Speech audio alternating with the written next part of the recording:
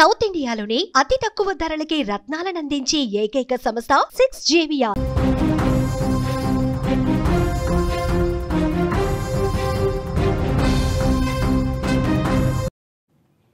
శ్రీశైలం గేట్ల ఎత్తివేత జలాశయానికి వరద ఉధృతి పెరిగినట్లుగా తెలుస్తోంది. దిగువకు భారీ నీటినైతే విడుదల చేస్తున్నారు. జూరాల సుంకేసుల నుంచి వరద వస్తున్నట్లుగా తెలుస్తోంది. పవర్ ప్లాంట్లో విద్యుత్ ఉత్పత్తి కొనసాగుతోంది. తెలుగు రాష్ట్రాలతో పాటు ఎగువన కురుస్తున్న వర్షాలకు కృష్ణమ్మ పరవళ్లతో కలకల్లాడుతోంది. ఇప్పటికీ శ్రీశైలం జలాశయానికి వరద ఉధృతి కొనసాగుతోంది.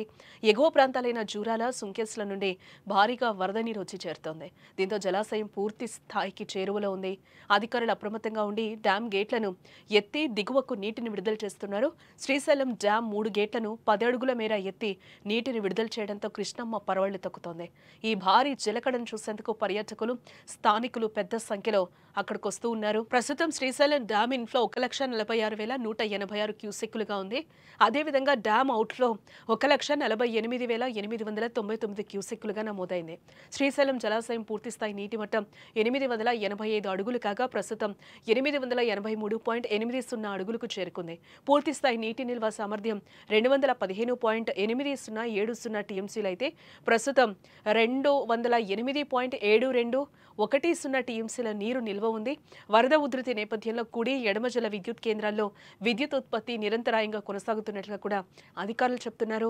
శ్రీశైలం జలాశయానికి జూరాల నుండి 95,702 క్యూసెక్కులు, సుంకేస్ల నుండి 55,560 క్యూసెక్కుల నీరు వస్తోంది. ఈ భారీ వరదతో జలాశయం నిండుకుండలా కనిపిస్తుంది. గత కొన్ని రోజులుగా వరద ప్రవాహం పెరుగుతున్నందున అధికారులు నిరంతరం పరిస్థితులను పర్యవేక్షిస్తున్నారు. అవసరమైన జాగ్రత్తలు తీసుకుంటూ నీటిని నియంత్రిత పద్ధతిలో దిగువకు విడుదల చేస్తున్నారు.